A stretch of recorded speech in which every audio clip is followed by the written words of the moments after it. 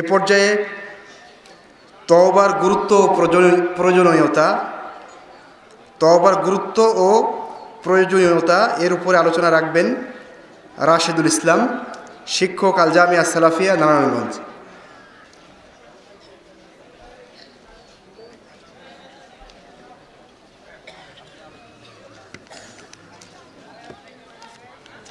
আসসালামু আলাইকুম ওয়া রাহমাতুল্লাহি ওয়া বারাকাতুহু।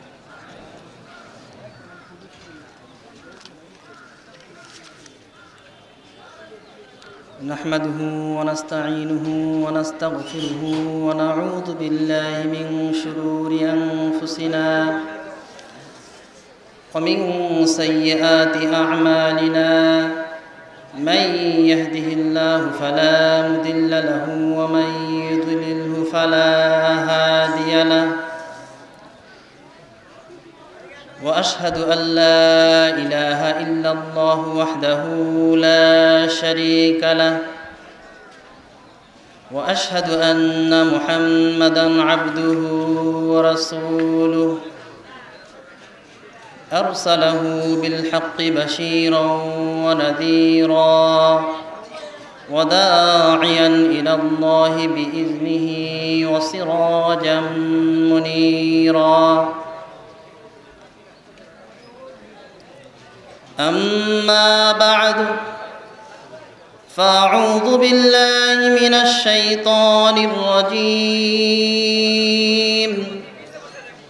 بسم الله الرحمن الرحيم.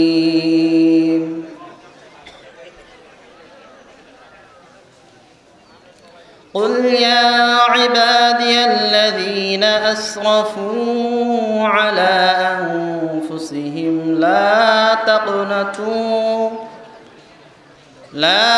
تقنطوا من رحمة الله إن الله يغفر الذنوب جميعا.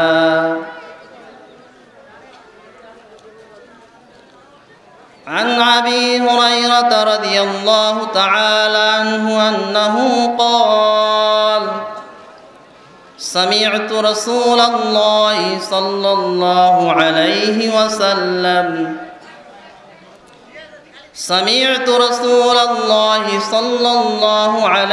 وسلم يقول: والله إني لأستغفر الله وأتوب إليه في اليوم أكثر من 70 مرة. رواه البخاري.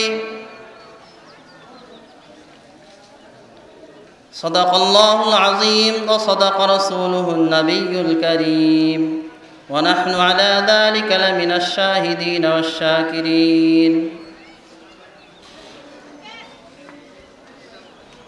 আল জামিয়া সালাফিয়া কর্তৃক আয়োজিত 2 দিনব্যাপী ইসলামী মহাসম্মেলনের সম্মানিত সভাপতি, উপস্থিত রয়েছে দেশের প্রত্যন্ত অঞ্চল থেকে আগত আল কোরআনের সৈনিক, সহিহ আল হাদিসের সৈনিক, উপস্থিত রয়েছেন মঞ্চে আল জামিয়া সালাফিয়ার শিক্ষকবৃন্দ, আমার সামনে উপবিষ্ট রয়েছেন দেশের আনাচে কানাচ থেকে আগত ইসলামের ধারক বাহক, কোরআন ও হাদিসের সঠিক আকীদা পোষণকারী মুসলমান ভাইরা, পর্দার আড়ালে রয়েছে মা বোনেরা, সম্মানিত উপস্থিতি,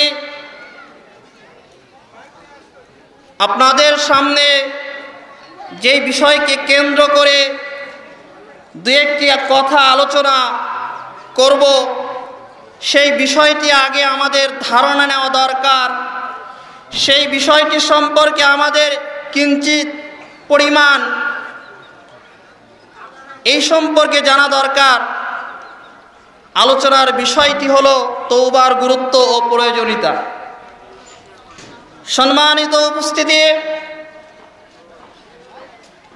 তওবা এমন একটি জিনিস যেই তওবার মাধ্যমে একজন কট্টর বিধর্মী কাফের মুশরিক তওবার মাধ্যমে সে ঈমান গ্রহণ করতে পারে, আল্লাহকে বিশ্বাস স্থাপন করার মাধ্যমে সে কাফের থেকে মুসলমান এবং মুমিন ঈমানদার হতে পারে। তেমনিভাবে একজন মুসলমান, যেই মুসলমানের ভিতরে আমলের কমতি রয়েছে, যেই মুসলমানের ভিতরে গুনাহের কাজ রয়েছে, সেই মুসলমানও তওবা করার দ্বারা তার গুনাহ আল্লাহ পাক রব্বুল আলামিন মাফ করে দেন। তওবার গুরুত্ব এবং প্রয়োজনীয়তা এমনই বেশি যে তওবা করার মাধ্যমে একজন ব্যক্তি খালেসভাবে, একজন ব্যক্তি নিষ্পাপ হতে পারে যদি সে একনিষ্ঠভাবে তওবা করে। যেই তওবার মধ্যে, যেই তওবার ভিতরে 4টি বৈশিষ্ট্য তথা 4টি শর্ত রয়েছে, তেমন যদি তওবা করে, এরকম যদি তওবা করা হয়, যেই তওবার মাধ্যমে আল্লাহর কাছে নৈকট্য অর্জন করা সম্ভব হবে, এমন তওবা করলে আল্লাহ পাক রব্বুল আলামিন ক্ষমা করে দেবেন। সম্মানিত উপস্থিতি, আল্লাহর রাসূল সাল্লাল্লাহু আলাইহি ওয়াসাল্লাম দিনে একবার নয়, দুইবার নয়, তিনবার নয়, 70 বারের অধিক তওবা করেছেন।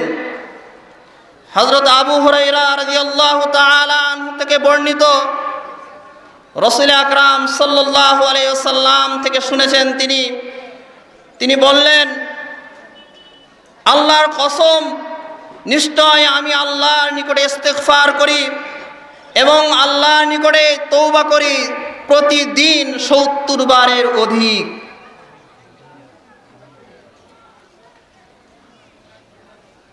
মুসলিম শরীফের মধ্যে হযরত মাজানী রাদিয়াল্লাহু তাআলা আনহু থেকে বর্ণিত, রাসূল আকরাম সাল্লাল্লাহু আলাইহি সাল্লাম বলেন, মানুষদেরকে লক্ষ্য করে বলেন, হে মানুষ সকল, হে আমার সাহাবারা, তোমরা আল্লাহর নিকটে তওবা করো, তোমরা আল্লাহর নিকটে ফিরে আসো এবং আল্লাহর কাছে ইস্তিগফার করো। সুতরাং নিশ্চয় আমি প্রতিদিন আল্লাহর নিকটে 100 বারের অধিক তওবা করি। সম্মানিত উপস্থিতি, বুখারী এবং মুসলিম শরীফের এই 2টি হাদিস দ্বারা আমরা বুঝতে পারলাম যেই মুহাম্মদুর রাসূল সাল্লাল্লাহু আলাইহি ওয়াসাল্লাম, যার আগে এবং পরের গুনাহ আল্লাহ পাক রব্বুল আলামিন মাফ করে দিয়েছেন, যেই মুহাম্মদুর রাসূল সাল্লাল্লাহু আলাইহি সাল্লামের আগে এবং পরের সকল গুনাহ মাফ করে দিয়েছেন, সেই মুহাম্মদুর রাসূল সাল্লাল্লাহু আলাইহি সাল্লাম যদি দিনে 70 বার অথবা 100 বারের অধিক তওবা করতে পারেন, যেই মুহাম্মদুর রাসূল সাল্লাল্লাহু আলাইহি সাল্লাম দিনে এতবার তওবা করতে পারেন, তাহলে আমরা সেই মুহাম্মদুর রাসূল সাল্লাল্লাহু আলাইহি সাল্লামের উম্মত হয়ে, সেই মুহাম্মদুর রাসূল সাল্লাল্লাহু আলাইহি সাল্লামের উম্মতের দাবিদার হয়ে আমাদের কতবার তওবা করা উচিত। সম্মানিত উপস্থিতি, তওবার এমনই গুরুত্ব, এমনই প্রয়োজনীয়তা, যে তওবার মাধ্যমে একজন ব্যক্তি নিষ্পাপ শিশুর ন্যায় হয়ে যায়। এই হাদিসটি সুনানে ইবনে মাজার মধ্যে রয়েছে। আব্দুল্লাহ ইবনে মাসউদ রাদিয়াল্লাহু তাআলা আনহু থেকে বর্ণিত, রাসূল আকরাম সাল্লাল্লাহু আলাইহি সাল্লাম বলেন, আত-তাইবু মিনাজ যামবি কামান লা যামবা লাহু। গুনার থেকে তওবাকারী ওই নিষ্পাপ শিশুর ন্যায় যার কোনো তওবা, যার কোনো গুনাহই হয়নি। এই হাদিসটার ক্ষেত্রেও আধুনিক যুগের আলেম শেখ নাসিরুদ্দিন আলবানী তিনি হাদিসটি হাসান হিসাবে সাব্যস্ত করেছেন। সুতরাং এটা আমলের ক্ষেত্রে এবং গ্রহণের ক্ষেত্রে কোনো মতভেদ নেই। একজন গুনাহকারী ব্যক্তি যদি সে তওবা করে এমনভাবে যেই তওবার ফলশ্রুতিতে, যেই তওবার কারণে নিষ্পাপ শিশুর ন্যায় হয়ে যায়, সেই তওবা করতে হবে 4টি শর্তের ভিত্তিতে। রিয়াজুস সালিহিন আপনারা বই পড়েছেন, বাংলা বই, সেই বাংলা বইয়ের ভূমিকায় তওবা অধ্যায়ের শুরুতেই রিয়াজুস সালিহিন গ্রন্থকার সেই শুরুতেই আলোচনা করেছেন তওবা গ্রহণ হওয়ার জন্যে, তওবা কবুল হওয়ার জন্য 4টি শর্ত। নাম্বার 1, গুনাহ করবে মানুষ, গুনাহ করার পরে সেই গুনার কারণে সে নিজেকে লজ্জিত মনে করতে হবে। নাম্বার 2, সেই গুনাহ কোনোদিন আর করা যাবে না, সেই পাপাচার আর কোনোদিন করা যাবে না। নাম্বার 3, সৎ কাজ করতে হবে। নাম্বার 4, অন্যের অধিকার নষ্ট করলে, খর্ব করলে সেটা অধিকারকে ফিরিয়ে দিতে হবে। সম্মানিত উপস্থিতি, এই তওবা কবুল হওয়ার জন্যে, তওবা গ্রহণ হওয়ার জন্যে যেই 4টি শর্ত উলামায়ে কেরাম বলেছেন, সেই তওবার 4টি শর্ত যদি একজন ব্যক্তি আমল করে, পালন করে, তো আল্লাহ চাহেন তো তার জীবনের সকল গুনাহ মাফ করে দেবেন। সম্মানিত উপস্থিতি, আজকে আমরা এমন সমাজে বসবাস করি, আজকে আমরা এমন কান্ট্রিতে বসবাস করি, আমরা আজকে এমন সিচুয়েশনে বসবাস করি যে অবস্থার দিকে তাকালে কোরআন বিরোধী আয়াত, কোরআন বিরোধী কথাবার্তা আমরা মানুষের কাছ থেকে শুনে থাকি। আমরা অনেক বই পড়ে দেখেছি, আপনারাও পড়েছেন। বর্তমান প্রজন্মে, বর্তমান সময়ে বাংলাদেশে অনেক পীর মুরিদি রয়েছে।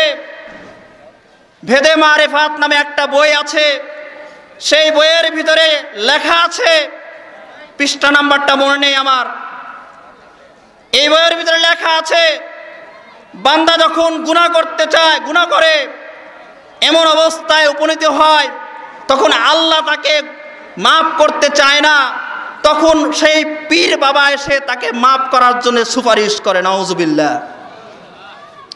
সম্মানিত উপস্থিতি, এমন একটি মন্তব্য, এমন একটি কথা তাদের বইয়ের ভিতরে দেওয়া হয়েছে, অথচ আল্লাহ পাক রব্বুল আলামিন সূরাতুজ জুমারের 53তম আয়াতে ঘোষণা করে দিয়েছেন, কুল ইয়া ইবাদিয়াল্লাযী আসরাফু আলা আনফুসিহিম লা তাকনাতু মির রাহমাতিল্লাহ ইন্নাল্লাহা ইয়াগফিরুয যুনুবা জামিআ। আমি আয়াতটি আপনাদের অর্থে বলছি, আপনাদের সামনে বলছি অর্থটা। কুল, হে রাসূল আপনি বলে দিন, ইয়া ইবাদি, হে আমার বান্দা, আল্লাযীনা, যারা, আসরাফু, জুলুম করেছো, আলা আনফুসিহিম, তোমাদের নিজের নফসের উপরে, লা তাকনাতু, তোমরা নৈরাশ হও না, মির রাহমাতিল্লাহ, আল্লাহর রহমত হইতে, ইন্নাল্লাহা ইয়াগফিরুয যুনুবা জামিআ, নিশ্চয় আল্লাহ পাক রব্বুল আলামিন সকল প্রকার গুনাহ ক্ষমা করে দেন।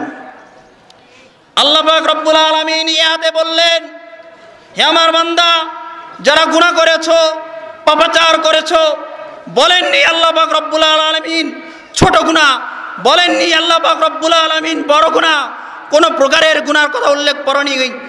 আমভাবে, ব্যাপকভাবে আল্লাহ পাক রব্বুল আলামিন বললেন, যারা গুনাহ করেছো তোমরা আল্লাহর রহমত থেকে নৈরাশ হও না, আল্লাহ পাক রব্বুল আলামিন সকল প্রকার গুনাহ মাফ করে দেবেন। সম্মানিত উপস্থিতি, আমি কথাটি বলতে চাই, যে বইয়ের ভিতরে লেখা হলো আল্লাহ মাফ করতে চান না, আর আল্লাহ পাক রব্বুল আলামিন কোরআনের মধ্যে ঘোষণা করে দিলেন আল্লাহ সকল প্রকার গুনাহ মাফ করে দেন, তাহলে আসুন আমরা এই আয়াতটি এবং তাদের এই কথাটি দুইটা কম্বিনেশন করি, সমন্বয় করি, কোরআন বিরোধী হয় কি হয় না? আল্লাহ পাক রব্বুল আলামিন কোনো ভায়া লাগেন না, আল্লাহর নিকটে কোনো ভায়া লাগেন না। আল্লাহ পাক রব্বুল আলামিনের কাছে তওবা করার জন্য খালেস অন্তর লাগবে, ইখলাসের সাথে তওবা করতে হবে, তাহলে আল্লাহ পাক রব্বুল আলামিন সকল গুনাহ মাফ করবেন। সম্মানিত উপস্থিতি, আল্লাহ পাক রব্বুল আলামিনের রসুল, প্রিয় রসুল মুহাম্মদুর রসুল সাল্লাল্লাহু আলাইহি সাল্লাম ঘোষণা করেছেন, তিরমিজি শরীফে 2499তম হাদিসে ঘোষণা করলেন, কুল্লু বনি আদম খাত্তাউন ওয়া খায়রুল খাত্তাইন আত-তাওয়াবুন। ইমাম আলবানী এই হাদিসটিকে হাসান বলেছেন।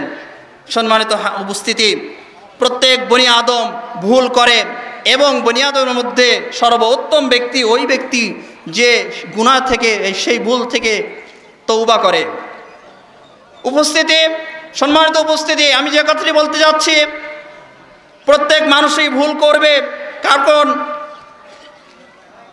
কারণ শয়তান মানুষের রগে রগে চলে, শয়তান মানুষকে ক্রমন্তনা দিয়ে থাকে, এটাই। কিন্তু আল্লাহ পাক রব্বুল আলামিন এই বান্দাকে একটি সুযোগ তৈরি করে দিয়েছেন যে এই বান্দা গুনার থেকে তওবা করবে। সম্মানিত উপস্থিতি, আমার আলোচনা প্রায় শেষের দিকে। আমি আপনাদের কাছে একটি উদারত আহ্বান জানাবো, আমি আপনাদের কাছে একটি কথা বলবো, বাংলার মুসলমানদেরকে বলবো, সেই বাংলার মুসলমানরা গুনার থেকে তওবা করে আসো, খারাপ কাজ থেকে তওবা করে ভালোর দিকে আসো, আল্লাহর দিকে আসো, কোরআনের দিকে আসো, সহিহ হাদিসের দিকে আসো, তাহলে আল্লাহ পাক রব্বুল আলামিন সকল গুনাহকে মাফ করে দিবেন। সম্মানিত উপস্থিতি, বাংলাদেশে অনেক জায়গায় আমার যাওয়া আসা রয়েছে এই অল্প বয়সে। এই জন্য আমি বলতে পারি, এই জন্য আমি আপনাদেরকে উদাত্ত আহ্বান জানাতে পারি যে আমার লাইফে কওমি লাইফ শেষ করেছি, আমার লাইফে ইউনিভার্সিটি লাইফ শেষ করেছি, আমার লাইফকে আমার আলিয়া লাইনে শেষ করেছি, আমার লাইফ আমি তাবলিগে লাইফে শেষ করেছি, তাবলিগে লাইনেও আমি ছিলাম, রাজনীতির ময়দানেও বড় উচ্চ পদে না গেলেও রাজনীতির ছোট ছোট দলেও আমি ছিলাম। তাই আমি আপনাদেরকে বলি, দুনিয়ার অনেক জায়গায় আমি যাওয়া আসা করেছি। আল্লাহ পাক রব্বুল আলামিনের সহিহ আকীদা, রাসূল সাল্লাল্লাহু আলাইহি সাল্লামের সহিহ আকীদা এবং আল্লাহ পাক রব্বুল আলামিনের কোরআন ও রাসূলের সহিহ হাদিস একমাত্র সালাফিদের মধ্যেই আছে, থাকবে। এবং আমি এমন কণ্ঠে বলতে পারি, 1 বছর নয়, 2 বছর, 10 বছর পরে বাংলার আনাচে কানাচে দেখতে পারবেন এই সালফে সালেহিনদের কেমন অবস্থা। বাংলার আনাচে কানাচে দেখতে পারবেন এই সালফে সালেহিনদে বাংলাদেশ সহ সারা বিশ্বে ভরে গেছে ইনশাআল্লাহ। তাই আমি বলতে চাই, বাংলার মানুষদেরকে, তোমরা সহিহ আকীদার দিকে আসো, কোরআন ও সুন্নাহর দিকে আসো, আল্লাহকে ভয় করো, আল্লাহর রসুলকে ইখলাসের সাথে আল্লাহকে মেনে রসুলের সুন্নতকে অনুসরণ করতে হবে। একটি হাদিস বলে আমি শেষ করব। রসুল আকরাম সাল্লাল্লাহু আলাইহি সাল্লাম বিদায় হিসেবে বললেন, তারাকতু ফীকুম আমরাইন লান তাদিল্লু মা তামাসসাকতুম বিহিমা কিতাবাল্লাহি ওয়া সুন্নাত রাসূলি। ইবনে মাজার মধ্যে এবং আরও কয়েকটি গ্রন্থ রয়েছে। সম্মানিত উপস্থিতি, বিদায় হতে সময় রসুল আকরাম সাল্লাল্লাহু আলাইহি সাল্লাম অন্য কোনো কথা বললেন না।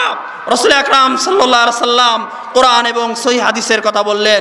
সুতরাং আমাদেরকে কোরআন ও সহিহ হাদিসের ভিত্তিতে তওবা করতে হবে, আমাদের জীবনকে আলোকিত করতে হবে কোরআন ও সহিহ হাদিসের ভিত্তিতে। সুতরাং আল্লাহ পাক রব্বুল আলামিন আমাদেরকে সহিহ আকীদার ভিত্তিতে আমাদেরকে তওবা করার তৌফিক দান করেন। আমিন। ওয়া আখিরি দাওয়ানা আলহামদুলিল্লাহি রাব্বিল আলামিন। আসসালামু আলাইকুম ওয়া রাহমাতুল্লাহ।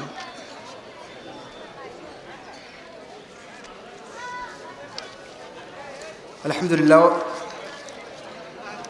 খুব সংক্ষিপ্ত পরিসরে অথচ অত্যন্ত গুরুত্বপূর্ণ কিছু কথা আমরা শুনলাম তওবা সম্পর্কে। মহান রব্বুল আলামিন আমাদের সবাইকে খালেসভাবে তওবা করার তৌফিক দান করুন। অনুষ্ঠানের এ পর্যায়ে আমাদের হিংসা এবং অহংকার এ বিষয়ে অত্যন্ত তথ্যবহুল আলোচনা পেশ করবেন আল জামিয়া সালাফিয়া নারায়ণগঞ্জের সম্মানিত শিক্ষক শওকত বিন আব্দুর রহমান। আমি তাকে তার সারগর্ভ আলোচনা পেশ করার জন্য অনুরোধ রাখছি।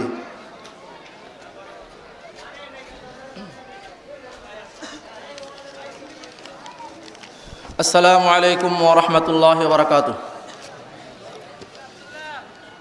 الحمد لله وحده والصلاة والسلام على من لا نبي بعده. أما بعد فأعوذ بالله من الشيطان الرجيم. بسم الله الرحمن الرحيم. وإذ قلنا للملائكة اسجدوا لآدم فسجدوا إلا إبليس أبى واستكبر وكان من الكافرين. وقال تعالى في موضع آخر أعوذ بالله من الشيطان الرجيم إن الذين كذبوا بآياتنا واستكبروا عنها لا تفتح لهم أبواب السماء ولا يدخلون الجنة حتى يلج الجمل في سم الخياط وكذلك نجزي المجرمين. الحمد لله সমস্ত প্রশংসা সমস্ত গুণগান সেই মহান রব্বুল আলামিনের জন্য, যে মহান রব্বুল আলামিন আজকে আমাদেরকে আল জামিয়া সালাফিয়ার উদ্যোগে আয়োজিত এই ইসলামী সম্মেলনে উপস্থিত হওয়ার তৌফিক দান করেছেন। সকলে বলি আলহামদুলিল্লাহ। অতঃপর দরুদ বর্ষিত হোক সাইয়্যিদুল আম্বিয়া জনাব মুহাম্মদ রাসূলুল্লাহ সাল্লাল্লাহু আলাইহি ওয়াসাল্লামের উপর। সকলে বলি আল্লাহুম্মা সাল্লি আলাইহি আল্লাহুম্মা বারিক আলাইহি। অতঃপর আজকের সম্মানিত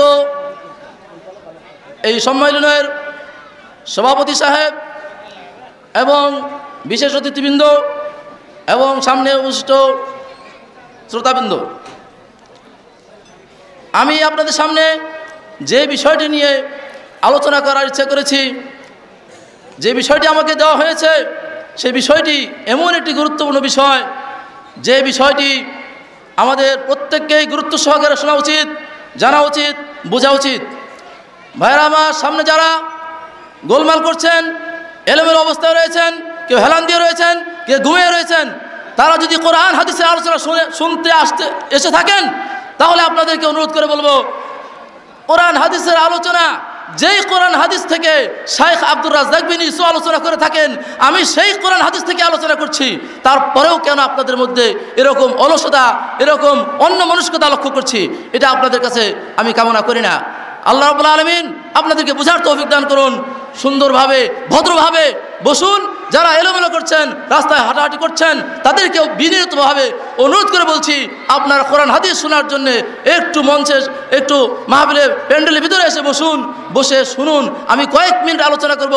বিষয় দেওয়া হয়েছে আমাকে অনেক বড়, কিন্তু সময় সংক্ষিপ্ত, কাজে আমি ভূমিকায় কোনো আলোচনা বৃদ্ধি করছি না। সংক্ষিপ্তভাবে আমি কিছু কথা বলেই, কোরআন এবং হাদিস থেকে কয়েকটি কথা বলেই আমার আলোচনা শেষ করব। আপনাদের কাছে অনুরোধ যে আপনারা মনোযোগ সহকারে শোনার চেষ্টা করুন, বোঝার চেষ্টা করুন। আল্লাহ রাব্বুল আলামিন কোরআন মাজিদে যে বিষয়গুলো, এই বিষয়ে যে সমস্ত আয়াতগুলো উল্লেখ করেছেন আল্লাহ রাব্বুল আলামিনের বাণী, সেই বাণীর থেকে আমি কয়েকটি আয়াত আমি আপনাদের সামনে পেশ করছি। এর মধ্যে আলোচনা শেষ করার চেষ্টা করব। ওমা তাওফীক ইল্লা বিল্লাহ। আল্লাহ রাব্বুল আলামিন কোরআন মাজিদে বলেছেন, ওয়াইদ কুলনা লিল মালাইকাতি ইসজুদু লিআদামা ফাসাজাদু ইল্লা ইবলিস আবা ওয়াস্তাকবারা ওয়া কানা মিনাল কাফিরিন। এই আয়াতে আল্লাহ রাব্বুল আলামিন সূরা বাকারার এই 34 নম্বর আয়াতে আল্লাহ রাব্বুল আলামিন এই কথাটি বলেছেন যে, আমি যখন ফেরেশতাদেরকে বললাম যে উসজুদু লিআদামা, তোমরা আদমকে সিজদা করো, আদমের কাছে মাথা নত করো, ফাসাজাদু ইল্লা ইবলিস, সকলেই সিজদা করলো, কিন্তু ইবলিস কি করলো? আবা, সে অস্বীকার করলো, ওয়াস্তাকবারা, এবং অহংকার করলো, ওয়া কানা মিনাল কাফিরিন, সে ছিল কাফেরদের অন্তর্ভুক্ত। এই আয়াত থেকে পরিষ্কার যে অহংকার, যে বিষয়টি আমাকে দেওয়া হয়েছে, সেটি হচ্ছে হিংসা ও অহংকার। হিংসা আর অহংকার, এর মধ্যে প্রথম আয়াত আমি নিয়ে আসছি অহংকারের বিষয়। কারণ আল্লাহ রাব্বুল আলামিন আমাদেরকে যে আদেশ করেছেন, ওয়াতাসিমু বিহাবলিল্লাহি জামিয়া, যে কথাটি, যে আয়াতের উপরে এই মাহফিলের সূচনা লগ্নে ছেলেরা 3 ভাষায় আপনাদেরকে অনুবাদ করে শুনিয়েছেন, যে বিষয়টি যে তোমরা আল্লাহ রাব্বুল আলামিন যে আদেশ করেছেন তোমরা কি করো, আল্লাহ রজ্জুকে ঐক্যবদ্ধভাবে আঁকড়ে ধরো, ওয়ালা তাফাররাকু, এবং পরস্পরে দলাদলি করো না, দলে দলে বিভক্ত হইও না। এই আদেশ এবং পরে যে নিষেধ, দলাদলি করতে নিষেধ করেছেন, এই আয়াতকে মানার ক্ষেত্রে সবচেয়ে যে বাধা, সবচেয়ে বড় যেই প্রতিবন্ধকতা, সেটি হচ্ছে আজকে আমার বিষয়, হিংসা এবং অহংকার। হিংসা আর অহংকার, এই হিংসা আর অহংকার কি করে, হক গ্রহণ করতে, হক মেনে নিতে, হক স্বীকার করতে বাধা প্রদান করে। যে বাধা প্রদান করেছিল, যেভাবে বাধাপ্রাপ্ত হয়েছিল শয়তান। আল্লাহ রাব্বুল আলামিন বলেছেন সেজদা করো, সে সেজদা করেনি। সে কি করছে, অহংকার করেছে। অহংকার করছে কি বলে, যে আমি তার চেয়ে উত্তম, আমি তার চেয়ে বড়, আমি তার চেয়ে ভালো। অন্যকে নিজের চেয়ে তুচ্ছ মনে করা, নিজেকে ভালো মনে করা, এটা একটা কি, অহংকার। তো আমি এই আয়াতের তাফসিরে যে সমস্ত হাদিস আপনাদের সামনে উল্লেখ করব, তোর মধ্যে একটি হাদিস, যে عن ابن مسعود رضي الله تعالى عنه قال لا يدخل الجنة من كان في قلبه مثقال ذرة من كبر। ইবনে মাসউদ রাদিয়াল্লাহু তাআলা আনহু থেকে বর্ণিত মুসলিম শরীফের হাদিস, যে হাদিসে আল্লাহ রাসূল সাল্লাল্লাহু আলাইহি ওয়াসাল্লাম বলেন যে লা ইয়াদখুলুল জান্নাতা, জান্নাতে প্রবেশ করবে না, মান কানা ফি কলবিহি মিসকাল যাররাতিন মিন কিবর, যার অন্তরে অনুপরিমাণ, বিন্দু পরিমাণ যার কি রয়েছে, অহংকার রয়েছে, সে অহংকারী ব্যক্তি জান্নাতে যাবে না, অহংকারী ব্যক্তি জান্নাতে প্রবেশ করবে না। তখন এক সাহাবী জিজ্ঞাসা করে বসলেন, ফাকালা রাজুলুন ইন্না রাজুল ইউহিব্বু আন ইয়াকুনা সাওবুহু হাসানান ওয়া না'লুহু হাসানান। এক সাহাবী প্রশ্ন করে বসে, হে আল্লাহর রাসূল, মানুষ তো ভালোবাসে, পছন্দ করে যে তার পোশাকটা সুন্দর হোক, তার জুতাটা সুন্দর হোক, এটা পছন্দ করে, এটা কি অহংকার হবে? আল্লাহ রাসূল সাল্লাল্লাহু আলাইহি ওয়াসাল্লাম বলে দিলেন যে ইন্নাল্লাহ জামিল ইউহিব্বুল জামাল, নিশ্চয়ই আল্লাহ সুন্দর, সৌন্দর্যকে আল্লাহ পছন্দ করেন। সুন্দর পোশাক পরিচ্ছদ গ্রহণ করা, সুন্দর পোশাক পরিধান করা, এটা অহংকার নয়। মূলত অহংকার হচ্ছে ইন অল কিবির বাতরুল হাক্কি ও গামতুন নাসি, অর্থাৎ সত্যকে অস্বীকার করা, সত্যকে গ্রহণ না করা, সত্যকে প্রতিহত করা, সত্যকে ত্যাগ করা, অস্বীকার করা, আর অন্যকে, মানুষকে তুচ্ছ মনে করা, মানুষকে তুচ্ছ মনে করা এবং সত্যকে গ্রহণ না করা, অর্থাৎ নিজের চেয়ে অন্যকে ছোট মনে করা, এটা একটি অহংকার। এই অহংকার থেকে বাঁচতে হলে আমাদেরকে কোরআনের বিধান অনুযায়ী নিজেকে খাঁটি মুসলিম হতে হবে। আর সেটা করতে গেলে আল্লাহ রাব্বুল আলামিনের কোরআনের আদেশ এবং রাসূল সাল্লাল্লাহু আলাইহি সাল্লামের হাদিসের যে নির্দেশগুলো রয়েছে সেগুলোকে পুরোপুরিভাবে মেনে নিতে হবে। যদি মেনে নিতে না পারি, বুঝতে হবে যে আমি অহংকারী। আমি যদি মেনে নিতে না পারি, হক যদি গ্রহণ করতে না পারি, তাহলে আমি অহংকারী।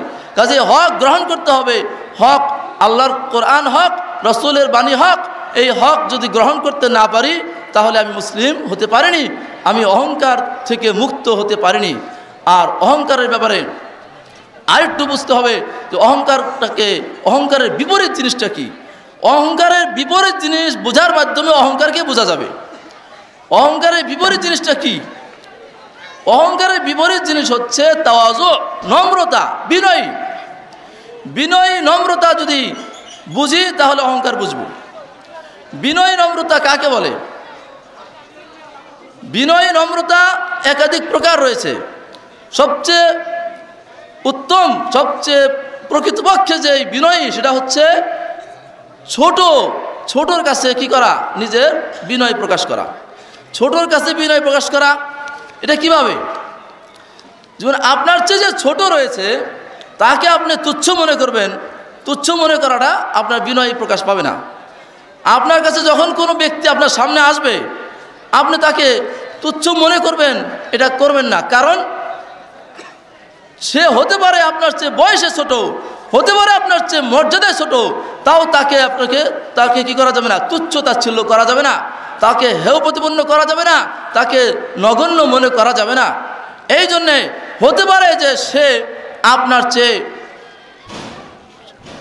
অন্তরের দিক থেকে আপনার চেয়ে সে বেশি পরিশুদ্ধ, বেশি সঠিক, হতে পারে সে আপনার চেয়ে গুনার দিক থেকে বেশি কম, তার গুনাহ কম, হতে পারে সে আপনার চেয়ে আল্লাহ রাব্বুল আলামিনের নৈকট্য অর্জন করার দিক থেকে সে আপনার চেয়ে বেশি এগিয়ে রয়েছে।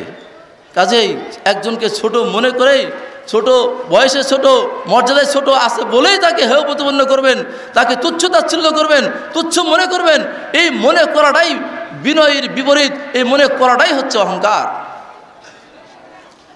অহংকার থেকে যদি মুক্ত না থাকা যায় তাহলে ভ্রাতৃত্ববোধে আবদ্ধ হওয়া যাবে না। মুসলমান যদি ভ্রাতৃত্ববোধে আবদ্ধ না হয় তাহলে তারা আহলুস সুন্নাহ ওয়াল জামাত দাবি করলেও তার দাবি মিথ্যা, তার দাবি ভুল। কারণ সে নিজের আত্ম অহংকারে সে কি বেশি আত্ম অহংকারটাকে সে প্রাধান্য দিল। সে ইসলাম যে সহানুভূতির ধর্ম, মুহাম্মদ সাল্লাল্লাহু আলাইহি ওয়াসাল্লামের সাহাবায়ে কেরাম এবং মুহাম্মদ সাল্লাল্লাহু আলাইহি ওয়াসাল্লাম এবং তার সাহাবায়ে কেরাম তারা যে সহানুভূতিশীল ছিলেন পরস্পরের মধ্যে, যে কথা আল্লাহ রাব্বুল আলামিন বলেছেন যে মুহাম্মদ রাসূলুল্লাহ ওয়াল্লাযীনা মাআহু আশিদ্দাউ আলাল কুফার রুহামাউ বাইনাহুম, মুহাম্মদ সাল্লাল্লাহু আলাইহি ওয়াসাল্লাম এবং তার সাথীবর্গ তারা পরস্পরের মধ্যে ছিল সহানুভূতিশীল, আর কাফেরদের বিরুদ্ধে ছিল তারা সোচ্চার, তারা কঠোর ছিল কাফেরদের বিরুদ্ধে। এই বৈশিষ্ট্য যদি আমাদের মধ্যে না আসে তাহলে আমাদের মধ্যে আহলুস সুন্নাহ ওয়াল জামাতের বৈশিষ্ট্য আসবে না। কাজেই আল্লাহ রাসূল সাল্লাল্লাহু আলাইহি ওয়াসাল্লাম আমাদেরকে সঠিকভাবে খাঁটি মুসলিম হওয়ার জন্যে, আমাদেরকে প্রকৃত মুসলিম বানানোর জন্যে অনেক দিক নির্দেশনা দিয়েছেন। তার মধ্যে একটি হাদিস আমি আপনাদের সামনে পাঠ করছি। আনাস রাদিয়াল্লাহু তাআলা আনহু, আনাস রাদিয়াল্লাহু তাআলা আনহু থেকে বর্ণিত, আন্নান নবী সাল্লাল্লাহু আলাইহি ওয়াসাল্লাম, নবী সাল্লাল্লাহু আলাইহি ওয়াসাল্লাম বলেন, লা তাবাগাযু ওয়ালা তাহাসাদু ওয়ালা তাদাবারু ওয়ালা তাকাতাউ ওয়া কুনু ইবাদাল্লাহি ইখওয়ানা ওয়ালা ইয়াহিল্লু লিল মুসলিমিন আন ইয়াহজুরা আখাহু ফাওকা সালাস, মুত্তাফাকুন আলাইহি, বুখারী এবং মুসলিমের হাদিস। আনাস রাদিয়াল্লাহু তাআলা আনহু থেকে বর্ণিত, তিনি বলেন রাসূলুল্লাহ সাল্লাল্লাহু আলাইহি ওয়াসাল্লাম বলেন, লা তাবাগাযু ওয়ালা তাহাসাদু, তোমরা পরস্পরের মধ্যে শত্রুতা করো না, হিংসা বিদ্বেষ করো না, ওয়ালা তাদাবারু, একে অপরের পিছনে লেগে যেও না, একজনের বিরুদ্ধে কিছু করার জন্য, দোষ খোঁজাখুঁজি করার জন্য পিছে লেগে যেও না, আর ওয়ালা তাকাতাউ, সম্পর্ক বিচ্ছিন্ন করো না, সম্পর্ক ছিন্ন করো না, ওয়া কুনু ইবাদাল্লাহি ইখওয়ানা, এবং তোমরা হয়ে যাও পরস্পরে ভাই ভাই, তোমরা সকলে আল্লাহর বান্দা এবং ভাই ভাই হয়ে যাও। আর আল্লাহর বান্দা এবং ভাই ভাই হয়ে যাওয়ার পরে আর কি থাকে না, লা ইয়াহিল্লু লিল মুসলিমিন, কোনো মুসলিমের জন্য বৈধ নয় যে ইয়াহজুরা আখাহু ফাওকা সালাস, যে কোনো ভাইকে, তার আরেক ভাইকে 3 দিনের চেয়ে বেশি ত্যাগ করে রাখা, তার সাথে সম্পর্ক ছিন্ন রাখা, তার সাথে সম্পর্ক খারাপ রাখা, এটা কোনো মুসলিমের জন্য জায়েজ নাই, বৈধ নাই। আমার সময় শেষ, আমি এই সংক্ষিপ্ত সময়ে বিষয়টি ফুটিয়ে তোলার সুযোগ পেলাম না। আল্লাহ রাব্বুল আলামিন আমাদেরকে বোঝার তৌফিক দান করুন। দেখুন, আমরা যদি এই ঐক্য যদি আমরা গড়তে না পারি তাহলে আমাদের আহলে সুন্নাহ ওয়াল জামাত দাবি করাটা একটা ব্যর্থতা। আহলে সুন্নাহ ওয়াল জামাত দাবি করার পরেও যদি আমরা নিজেদেরকে কোরআন হাদিসের সামনে যদি ঐক্য গড়তে না পারি, কোরআন হাদিসের আলোকে ঐক্য করতে না পারি, তাহলে এটা আমাদের জন্য বিশাল বড় একটি ব্যর্থতা। কারণ সাহাবায়ে কেরাম যে নীতির উপর ছিল, আমরা যদি সেই নীতির উপর থাকতে পারি তাহলে সে আমরা আহলুল হাদিস, আমরা আহলুল হাদিস, আহলুস সুন্নাহ ওয়াল জামাতের দাবিদার। অথচ সাহাবায়ে কেরামের নীতি কী ছিল, তাদের বৈশিষ্ট্য কী ছিল, সেই বৈশিষ্ট্যের প্রতি আমরা ভ্রুক্ষেপ করি না। সেই দিকে ইঙ্গিত করার জন্য আমি একটি কথা আপনাদেরকে বলবো, না বলে পারছি না। সাহাবায়ে কেরামের মধ্যে কী পরিমাণ ভ্রাতৃত্ব ছিল, কী পরিমাণ ভ্রাতৃত্ব ছিল তাদের মধ্যে, তার একটি প্রমাণ আমি আপনাদের সামনে দেব।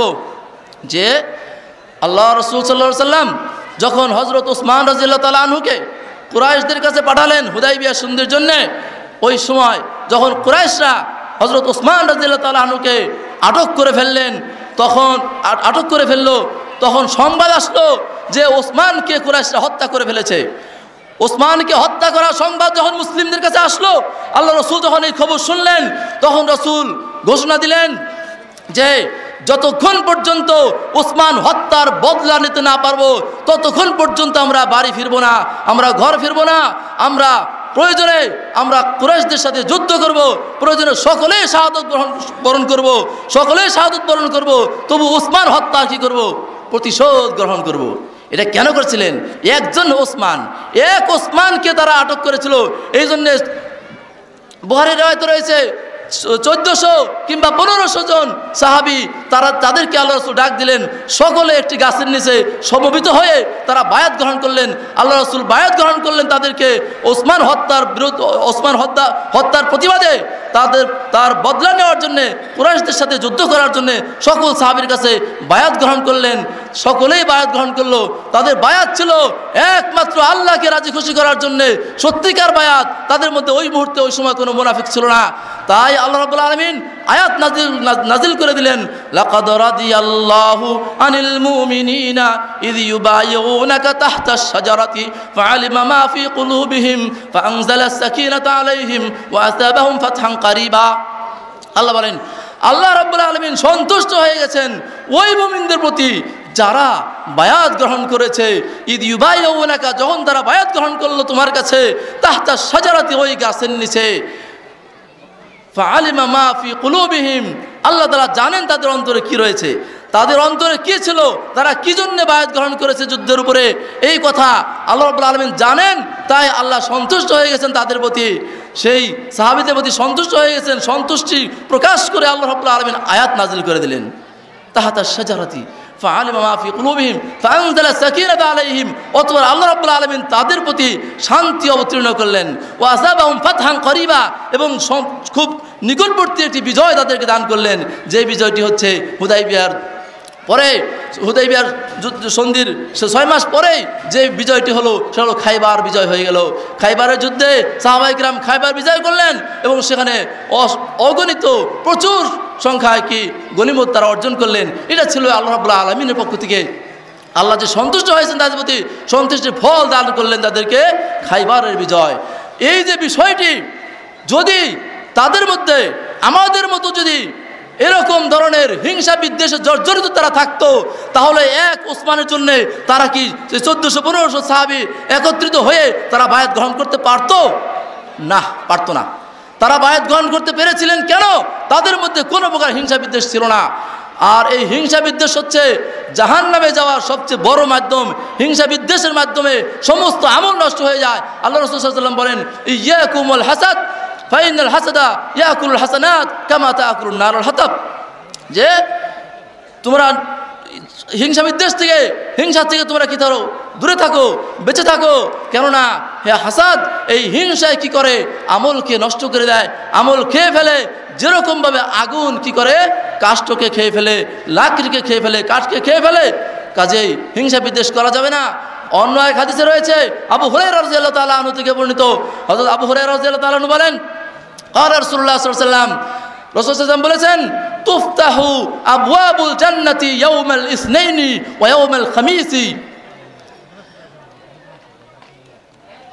ফায়ুগফারু লিকুল্লি আবদিন লা ইউশরিকু বিল্লাহি শাইআ ইল্লা রাজুলান কানাত বাইনাহু ওয়া বাইনা আখিহি শাহনা ফায়ুকালু উনজুরু হাদাইন উনজুরু ইলা হাদাইন হাত্তা ইস্তালিহা উনজুরু ইলা হাদাইন হাত্তা ইস্তালিহা।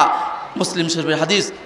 রাসূল সাল্লাল্লাহু আলাইহি ওয়াসাল্লাম বলেন, আবু হুরায়রা থেকে বর্ণিত, রাসূল বলেন যে প্রত্যেক সোমবার এবং বৃহস্পতিবারে জান্নাতের দরজাসমূহ খুলে দেওয়া হয়। হাদিসটি মনোযোগ সহকারে শুনুন। হিংসা কত খারাপ, হিংসা কত খারাপ বিষয়টি বোঝার জন্যে এই হাদিসটি যথেষ্ট। যে হাদিসে আল্লাহ রাসূল বলেন, প্রত্যেক সোমবার এবং বৃহস্পতিবারে জান্নাতের দরজাসমূহ খুলে দেওয়া হয়। ফায়ুগফারু লিকুল্লি আবদিন লা ইউশরিকু বিল্লাহি শাইআ, এবং প্রত্যেক যারা শিরক থেকে মুক্ত, শিরক করে না যারা, ওই রকম বান্দাদেরকে ক্ষমা করে দেওয়া হয়। আর ওই ব্যক্তিকে ক্ষমা করে দেওয়া হয় না, কিন্তু ওই ব্যক্তিকে ক্ষমা করে দেওয়া হয় না যে দুই ব্যক্তির মাঝে কি রয়েছে? শত্রুতা রয়েছে, হিংসা বিদ্বেষ রয়েছে। তারা কিন্তু শিরক মুক্ত, তাদের জন্য কিন্তু আরেক হাদিস রয়েছে, যে হাদিসে আল্লাহ তাআলা বলেন, ইবনা আদম লাউ আতাইতানি বিকুরাবিল আরদি খাতায়া সুম্মা লাকাইতানি লা তুশরিক বি শাইআ ফাআতাইতুকা বিকুরাবিহা মাগফিরাতান। যে হাদিসে সুসংবাদ দিয়েছেন, যারা শিরক মুক্ত ইবাদত করবে, যারা শিরক মুক্তভাবে আল্লাহর কাছে আসবে, তাদেরকে আল্লাহ তাআলা অন্য অন্য গুনাহ নিয়ে, পৃথিবী ভরপুর গুনাহ নিয়েও যদি আল্লাহর কাছে সাক্ষাৎ করেন, তাহলেও আল্লাহ তাদেরকে ক্ষমা করে দিবেন। পৃথিবী ভরপুর ক্ষমা নিয়ে আল্লাহ তার সামনে উপস্থিত হবেন। কেন? যে সে শিরক করেনি, এই জন্যে। শিরক মুক্ত থাকার কারণে যদি সে সমস্ত গুনাহ মাফ পেয়ে যায়, জান্নাতে যাওয়ার সুযোগ পেয়ে যায়, তারপরেও ওই ব্যক্তির জন্য কি বলছেন, যদি সেই শিরক মুক্ত ব্যক্তি তার মাঝে এবং অন্য আরেক ভাইয়ের মাঝে হিংসা বিদ্বেষ থাকে, শত্রুতা থাকে, তাহলে ওই ব্যক্তিকে আল্লাহ তাআলা ক্ষমা করেন না এবং তাকে সময় দেওয়া হয়, তার প্রতি লক্ষ্য করতে বলা হয়। ফেরেশতাদেরকে বলা হয়, উনজুরু ইলা হাদাইনি, এই দুই ব্যক্তির প্রতি তুমি লক্ষ্য করো, তোমরা দেখো তারা পরস্পরের মধ্যে মীমাংসা করে সংশোধন হয়ে যায় কিনা, তারা মিলে যায় কিনা, তাদের মধ্যে যেই দুঃসম্পর্ক, যে শত্রুতা রয়েছে, শত্রুতাকে তারা শেষ করে দিয়ে তারা পরিশুদ্ধ হয়ে যায় কিনা, তারা সংশোধন হয়ে যায় কিনা, মীমাংসা হয় কিনা, এই বিষয়টা তোমরা লক্ষ্য করো, দেখো তারা মীমাংসা হয় কিনা। তার মানে মীমাংসা হওয়ার পরে তাদেরকে আল্লাহ ক্ষমা করে দিবেন। এই যে বিষয়টি, শত্রুতা পরস্পরের মধ্যে যদি থেকেই যায়, তাহলে যতই আমল করি না কেন সে আমল বাতিল হয়ে যাবে। কাজে পরস্পরের মধ্যকার শত্রুতাকে শেষ করে দিয়ে আল্লাহর রাস্তায় খাঁটি মুসলিম হয়ে আমরা যেন জীবনযাপন করতে পারি এবং খাঁটি মুসলিম হয়ে মৃত্যুবরণ করতে পারি। আমার বিষয়টি বিস্তারিত আলোচনা করার সুযোগ পেলাম না সময় সংক্ষিপ্ততার কারণে, এই জন্য আমি আপনাদের কাছে দোয়া প্রার্থী, আমি যেন নিজে এইরকম ধরনের হিংসা বিদ্বেষ থেকে পরিশুদ্ধ হতে পারি, মুক্ত হতে পারি এবং আপনারাও হতে পারেন। আল্লাহ রাব্বুল আলামিনের কাছে এই জন্য দোয়া করুন, আল্লাহ আমাদেরকে সকলকে হিংসা মুক্ত খাঁটি মুসলিম হওয়ার তৌফিক দান করুন। আসসালামু আলাইকুম ওয়া রাহমাতুল্লাহি ওয়া বারাকাতুহু। সম্মানিত উপস্থিতি, আমরা আন্তরিক ধন্যবাদ জানাচ্ছি ভাই শওকত আব্দুর রহমানকে অত্যন্ত গুরুত্বপূর্ণ আলোচনা পেশ করার জন্য। আজানের আর মাত্র 2 থেকে 3 মিনিট বাকি আছে। তো এই 2-3 মিনিটের ভিতরে আমরা ছোট্ট একটি সঙ্গীত, ইসলামী সঙ্গীত শুনি। সঙ্গীত পরিবেশন করছেন খলিলুর রহমান, পরিচালক আল হেরা সাংস্কৃতিক পরিষদ, যিনি ইতিপূর্বে আল হেরা শিল্পী গোষ্ঠীতে শফিকুল ইসলামের সাথে, আল্লাহ তাকে রহম করুন, অনেক সঙ্গীত উপহার দিয়েছিলেন। তিনি সংক্ষিপ্ত একটি সঙ্গীত আপনাদেরকে শোনাচ্ছেন এখন। আসসালামু আলাইকুম ওয়া রাহমাতুল্লাহ। ইন্নাল হামদালিল্লাহ নাহমাদুহু ওয়া নুসাল্লি আলা রাসূলিল কারীম, আম্মা বা'দ। আলহামদুলিল্লাহ। জীবনে করেছি কত ভুল ও প্রভু, জীবনে করেছি কত ভুল, দয়া করে ক্ষমা করো, দয়া করে মাফ করো, তুমি যে গাফুর আল্লাহ। জীবনে করেছি কত ভুল ও প্রভু, জীবনে করেছি কত ভুল, বড় ভুল করেছি শিরক বেদাত করে, বড় ভুল করেছি শিরক বেদাত করে। শিরক বেদাতের কোনো গুনাহ, শিরক বেদাতের কোনো গুনাহ হয় না কবুল। জীবনে করেছি কত ভুল ও প্রভু, জীবনে করেছি কত ভুল, দয়া করে ক্ষমা করো, তুমি যে গাফুর আল্লাহ। জীবনে করেছি কত ভুল, আরো ভুল করেছি নামাজ না পড়ে, আরো ভুল করেছি সালাত না পড়ে। বেনামাজির কোনো আমল, বেনামাজির কোনো আমল হয় না কবুল। জীবনে করেছি কত ভুল ও প্রভু, জীবনে করেছি কত ভুল, দয়া করে মাফ করো, দয়া করে ক্ষমা করো, তুমি যে গাফুর আল্লাহ। জীবনে করেছি কত ভুল ও প্রভু, জীবনে করেছি কত ভুল, বড় ভুল করেছি শিরক বেদাত করে, বড় ভুল করেছি শিরক বেদাত করে। শিরক বেদাতের কোনো আমল, শিরক বেদাতের কোনো আমল হয় না কবুল। জীবনে করেছি কত ভুল ও প্রভু, জীবনে করেছি কত ভুল। আসসালামু আলাইকুম ওয়া রাহমাতুল্লাহ।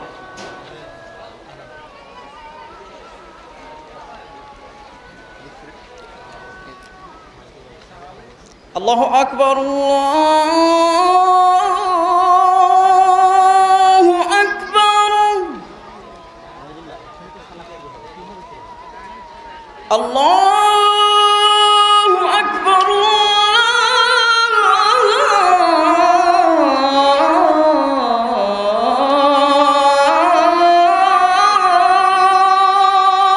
আল্লাহু আকবার।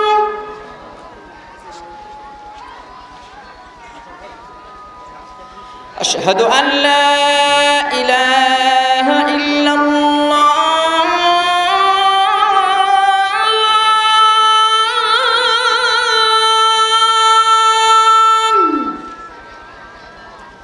أشهد أن لا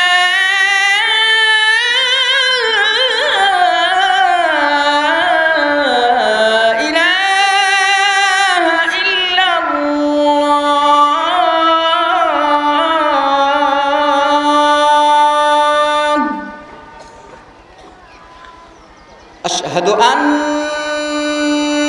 محمدًا رسول الله،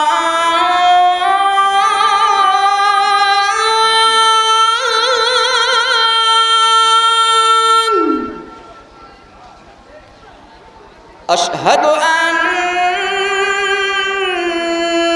محمدًا رسول الله.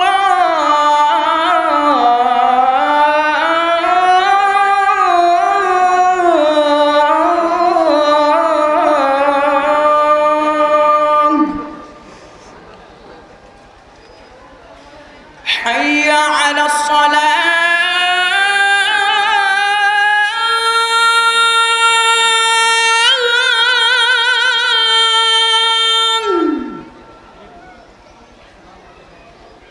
حي على الصلاة،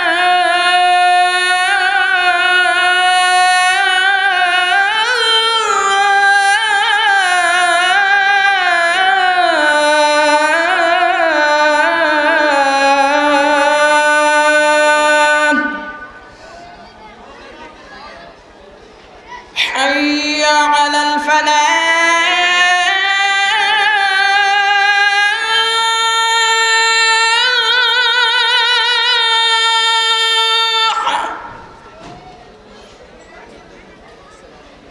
حي على الفلاح.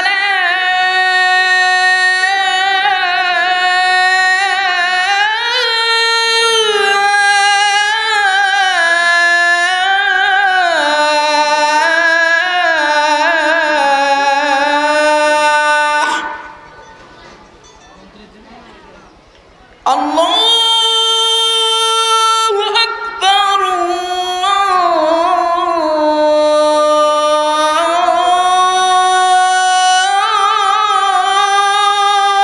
الله أكبر.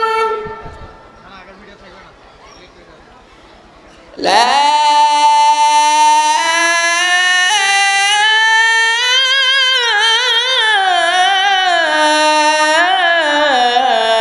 إله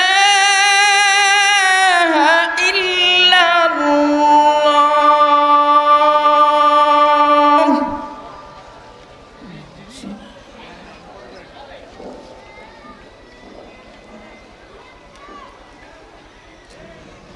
আমাদের মাগরিবের সালাতের জামাত এই মাঠেই হবে।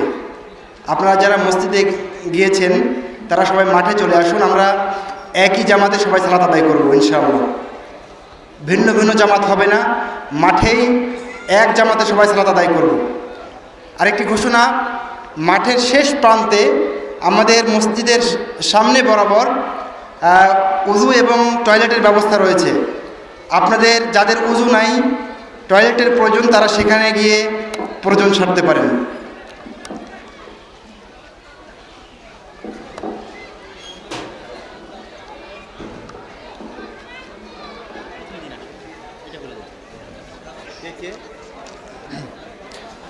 সম্মানিত উপস্থিতি, আপনারা সবাই নিজ নিজ আসন গ্রহণ করুন। আমরা আমাদের নির্ধারিত প্রোগ্রাম সূচি অনুযায়ী বক্তাদেরকে আপনাদের সামনে দাঁড় করাবো ইনশাআল্লাহ।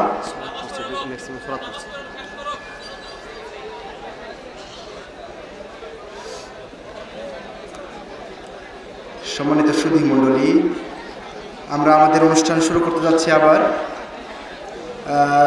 তার আগে কয়েকটি ঘোষণা। আমাদের পুরো সম্মেলন সিসি ক্যামেরা দ্বারা নিয়ন্ত্রিত। স্টেজ, প্যান্ডেল সহ পুরো সম্মেলন সিসি ক্যামেরা দ্বারা নিয়ন্ত্রিত। এরপরে যে ঘোষণাটা দিয়েছিলাম যে আমাদের প্যান্ডেল থেকে বের হয়ে যখন আপনারা মাদ্রাসা থেকে বের হচ্ছেন, বের হওয়ার পরে গেটের শুরুতেই হাতের বামে যে প্যান্ডেল রয়েছে, এখানে খাবার কুপন পাওয়া যাবে। একটু পরে আপনারা কুপন সংগ্রহ করতে পারবেন এবং মোটামুটি 7টা থেকে খাবার পরিবেশন শুরু হবে। আর সেখানে কারো অভিযোগ থাকলে সেখানে পেশ করবেন। অভিযোগ, আপনাদের যে কোনো অভিযোগ সেখানে পেশ করতে পারবেন। সাথে সাথে আপনাদের পরামর্শ এবং কোনো কিছু জানার থাকলে তথ্য সব কিছু সেখান থেকে সরবরাহ হচ্ছে। সাথে সাথে আমি আপনাদেরকে আরেকটা কথা বলতে চাই। শেখ আব্দুর রাজ্জাক বিন ইউসুফ আজকে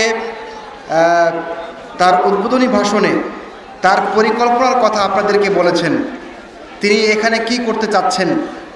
তো তার প্রতি খেয়াল রেখে আপনারা চেষ্টা করবেন, যে যা পারেন এখানে দান গ্রহণের জন্য লোক রয়েছে, সেখানে আপনারা যে যা ইচ্ছা দান করতে পারবেন।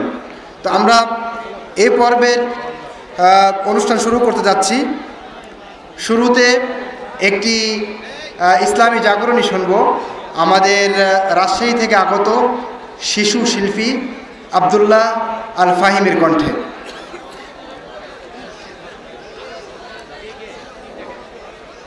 আসসালামু আলাইকুম ওয়া রাহমাতুল্লাহি ওয়া বারাকাতুহু।